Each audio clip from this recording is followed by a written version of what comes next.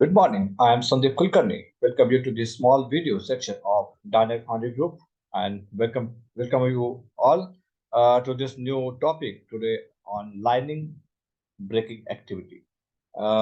जब भी हम फर्नेस का लाइनिंग करते हैं तो पुराना वाला लाइनिंग तोड़ना एक बहुत इंपॉर्टेंट एक्टिविटी है, और उसी के ऊपर आज का वीडियो हम बनाने जा रहे हैं। तो इस वीडियो को अंत तक जरूर देखिएगा। ये इम्पोर्टेंट फैक्टर है। जब भी आप लाइनिंग की बात करते हो तो सबसे पहला वर्ड मेरे दिमाग में आता है, that is discipline. Because discipline is very important in furnace lining, क्योंकि एक तो furnace is a very important and most important equipment in the foundry. अगर आपका फर्नेस ब्रेक डाउन है तो पूरा जो आपका फाउंड्री है वो कदम क्लोज हो जाता है। आपका बॉटल नेक है फर्नेस। तो फर्नेस का कोई भी ब्रेक डाउन या शट डाउन आपके लिए हमेशा ही दुखदाई रहता है। तो this is one of the reason कि lining is very important. Secondly, आप मेटल को स्टोर करते हैं, अगर कोई एक्सीडेंट या सेफ्टी एंगल से lining is also very important. So that is why discipline is very necessary in all the activities of lining. तो इसी हिसाब से लाइनिंग ब्रेकिंग में भी डिसिप्लिन बहुत इंपॉर्टेंट है। Secondly, it is very we can say uh, it is a thing which is normally people are taking very lightly। एक जो लाइनिंग ब्रेकिंग एक्टिविटी है वो नॉर्मली हमारे सामने हम नहीं करते हैं। It is given to somebody else as a task, and काफी हद तक ये निग्लेक्टेड एरिया है फाउंड्री में, क्योंकि हम उसके ऊपर उतना ध्यान नहीं देते लाइनिंग ब्रेकिंग करते समय।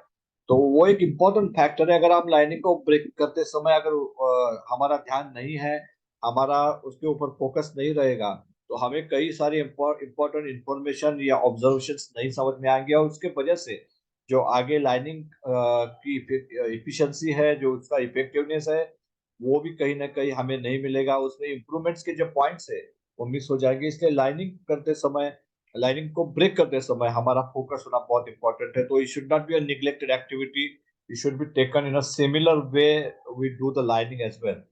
सो guidelines for best lining practices में बेसिकली लाइनिंग ब्रेकिंग में सबसे इंपॉर्टेंट है, do not remove worn out lining without dressing. तो जैसे मैं बात कर रहा था, विटनेस उसका करना, उसे ऑब्जर्व करना, उसके ऊपर फोकस करना बहुत इंपॉर्टेंट है, क्योंकि वो हमें बहुत सारी चीजें बताता है लाइनिंग के बारे में, जिससे हम आने वाले लाइनिंग में इम्प्रूवमेंट कर सकते हैं। So this is very important thing, do not remove worn out lining without fitnessing. Second is major leftover thickness of lining. Erosion up to 50% is safer on is on safer side. तो जब भी आप lining तोड़ोगे तो उसका जो left out thickness है उसे major करना बहुत इंपॉर्टेंट है। अगर आप उसे मेजर नहीं करोगे तो ये आपको समझ नहीं आएगा कि आपका लाइनिंग का वेयरिंग कितना है, कितना इरोड हो चुका था लाइनिंग जब आपने उस पर ब्रेक किया। और वो हमें पता चलेगा कि अगली बार जब हम लाइनिंग तोड़ने जाएंगे तो कितने हिट के बाद हमें लाइनिंग तोड़ना है, क्या नंबर ऑफ हिट्स बढ़ सकती है, या हमें लाइनिंग में कोई और इम्प्रूवमेंट करनी है। तो ये इंपॉर्टेंट फैक्टर हमें वही उसी वक्त पता चलेगा जब आप उस लाइनिंग के थिकनेस को तोड़ते समय मेजर करोगे। जैसे कहा जाता है कि कोई भी चीज आप मेजर करोगे तो इम्प्रूव कर सकते हो, वरना उसे इम्प्रूव करना पॉसिबल नहीं है। तो इसी तरह लाइनिंग की थिकनेस को भी आपको मेजर करना है। Erosion up to 50% is on सेपर साइड। तो 50% तक अगर आपका लाइनिंग का इरोजन है तो इट इज ऑन सेपर साइड। उससे ज्यादा अगर इरोजन है तो आपको ये सोचना होगा कि शायद अगली बार मुझे लाइनिंग थोड़ा जल्दी निकालना पड़ेगा, क्योंकि I am going on unsafe side, या फिर मेरा गलत क्या हो रहा है, मुझे कहाँ पर इम्प्रूवमेंट करनी है इस लाइनिंग में, ताकि ये जो 50% से कम बचा हुआ लाइनिंग है इसे मैं 50% तक लेके जाऊं। तो ये सारी चीजें आपको देखने के लिए सबसे पहले विटनेसिंग है लाइनिंग तोड़ते समय, और उसका जो लेफ्ट आउट थिकनेस है उसे मेजर करना, ये दोनों चीजें बहुत इंपॉर्टेंट है। While breaking old lining, please check how much portion of lining is centered and how much is in powder form। तो ये बहुत इंपॉर्टेंट फैक्टर, और एक इंपॉर्टेंट फैक्टर है कि जब भी आप लाइनिंग को तोड़ोगे तो ये देखना बहुत इंपॉर्टेंट है कि कौन सा एरिया या कितना परसेंट या कितना पोर्शन आपका है जो सिंटर फॉर्म में है, जो स्टोनी फॉर्म बन चुका है, और कितने पोर्शन में पाउडर फॉर्म है। Because powder form is always preferred, क्योंकि पाउडर फॉर्म से आपका मेटल कभी भी लीकेज नहीं होगा। It is just like a water and ice. अगर आइस है तो उसमें क्रैक जा सकता है, वाटर में कोई क्रैक नहीं जा सकता है। तो powder form is like water, वहां से मेटल क्रैक लीकेज नहीं होगा। लेकिन जो सिंटर्ड पोर्शन है वहां से मेटल लीकेज होने के चांसेस है, because it can get crack. तो आपको ज्यादा से ज्यादा पाउडर फॉर्म होना चाहिए, सिंटर्ड एरिया कम होना चाहिए। ये ऑब्जर्वेशन भी आप जब लाइनिंग तोड़ोगे तो उसके आपको ध्यान में रखना होगा कि ये ऑब्जर्वेशन भी आपको करना है। More is the powder form better will be the coil cooling efficiency, और साथ ही में आपका चांसेस ऑफ मेटल लीकेज भी उससे कम हो जाएगा। It also prevents metal penetration. तो जितना पाउडर फॉर्म ज्यादा है उतना बेहतर है, उससे कॉइल की जो कूलिंग है वो भी इफिशियंट हो जाएगी, और उससे आपका मेल्टिंग भी थोड़ा फास्ट होगा, मेटल कॉइल का लाइफ भी बढ़ेगा। ये सारी चीजें आपको डेफिनेटली एडवांटेज दे देगी।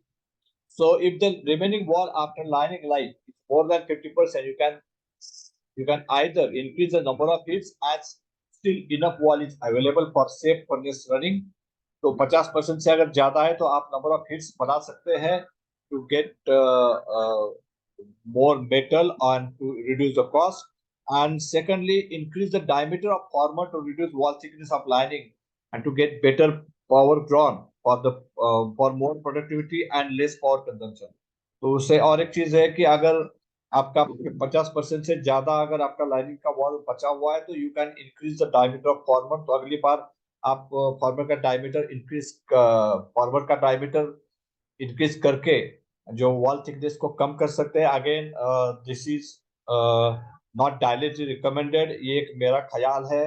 Depends, you have to talk to your furnace manufacturer because you touch upon the lining former design, क्योंकि वो उन्हीं की देन है। तो you have to concern with those people before you change any thing on the former. But you can also do this thing that you can increase the diameter a little bit and reduce the thickness so that you can get more metal in the furnace, as well as you will also get better life as well.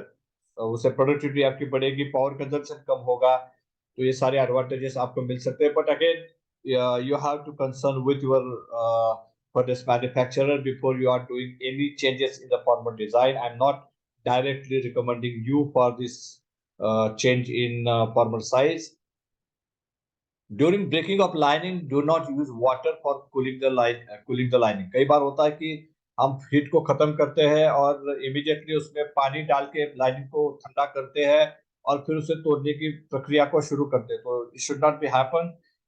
आपको normal furnace को cool करना है, उसके बाद ही lining को तोड़ना है। अगर आप उसमें पानी डालोगे तो पानी पेनिट्रेट होके जो सीमेंटिंग है उसको भी गीला करेगा, और जब आप बाद में सिंटरिंग साइकिल ऑन करोगे तो वहां पर आपको प्रॉब्लम आएगा। वो आपका जो सिंटरिंग साइकिल है वो जल्दी शुरू नहीं होगा वहां पर।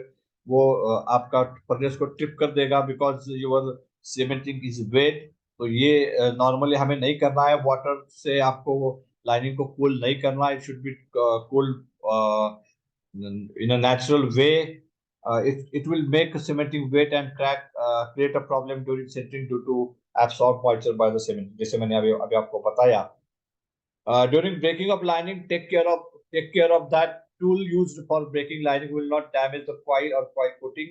तो एक और इम्पोर्टेंट फैक्टर, जब भी आप लाइनिंग को तोड़ोगे तो इसका ध्यान रखना है कि जिस टूल से ये आप लाइनिंग तोड़ रहे हो तो टूल कहीं आपके कॉइल को या कॉइल कोटिंग को या सीमेंटिंग को डैमेज ना करे। उसके ऊपर आपको ध्यान देना है ताकि आपका जो कॉइल का लाइफ है वो इम्प्रूव हो जाएगा, बढ़ेगा, उसका लाइफ मेंटेन रहेगा। साथ ही में कॉइल कोटिंग खराब ना हो जाए, क्योंकि अगर कॉइल कोटिंग खराब हो गया तो उसे फिर आपको रिपेयर करना पड़ेगा, उसके ऊपर फिर आपको काम करना पड़ेगा, और जब तक वो सूखेगा नहीं तब तक आप लाइनिंग नहीं कर सकते। तो कहीं ना कहीं वो डिले भी करेगा आपकी लाइनिंग को। तो इसलिए वहां पर जो प्रॉपर केयर लेना है लाइनिंग तोड़ते समय कि वो आपके कॉइल को या कॉइल कोटिंग को डैमेज ना करे, वो बहुत इंपॉर्टेंट है। तो ये सारी चीजें आपको ध्यान में रखनी है जब आप लाइनिंग को ब्रेक करेंगे। तो इस सारी केयर लेके अगर आप लाइनिंग करोगे तो डेफिनेटली आपको बहुत सारी इंफॉर्मेशन मिलेगी कि आपका लाइनिंग लाइफ क्या बढ़ सकता है, क्या आप लाइनिंग को और ज्यादा इंप्रूव कर सकते हो, क्या सही तरीके से आपका लाइनिंग हो रहा है। आप सेफ जोन में लाइनिंग के सेफ जोन में खेल रहे हैं या फिर अनसेफ जोन में है, तो ये सारी चीजें आपको पता चलेगी। अगर ये लाइनिंग ब्रेकिंग के समय आप विटनेस करोगे तो ये आपको पता चलेगा, अगर विटनेस नहीं करोगे तो शायद आपको ये पता नहीं चलेगा। इसलिए again I am saying you have to witness lining breaking, और उसके जब आप लाइनिंग तोड़ रहे हो तो उसे विटनेस करना चाहिए, उसके वॉल को मेजर करना चाहिए, उसके पाउडर फॉर्म और सिंटर्ड एरिया को मेजर करना चाहिए। और ये सारे जो इम्पोर्टेंट प्रोसेस कंट्रोल के पैरामीटर्स है उसे अगर आप फॉलो करोगे तो डेफिनेटली आप बेहतर महसूस करोगे। आपको बहुत सारे इम्प्रूवमेंट पॉइंट्स मिल सकते हैं, बहुत सारे ऑब्जर्वेशन यहाँ से आप निकल सकते हैं, और जो आपको आने वाले लाइनिंग में काफी इस्तेमाल में आएंगे, काफी मदद करेंगे, ताकि आपका लाइनिंग और इम्प्रूव हो जाए। तो इसी के साथ में इस वीडियो को खत्म करते हैं। आपका बहुत बहुत शुक्रिया, धन्यवाद।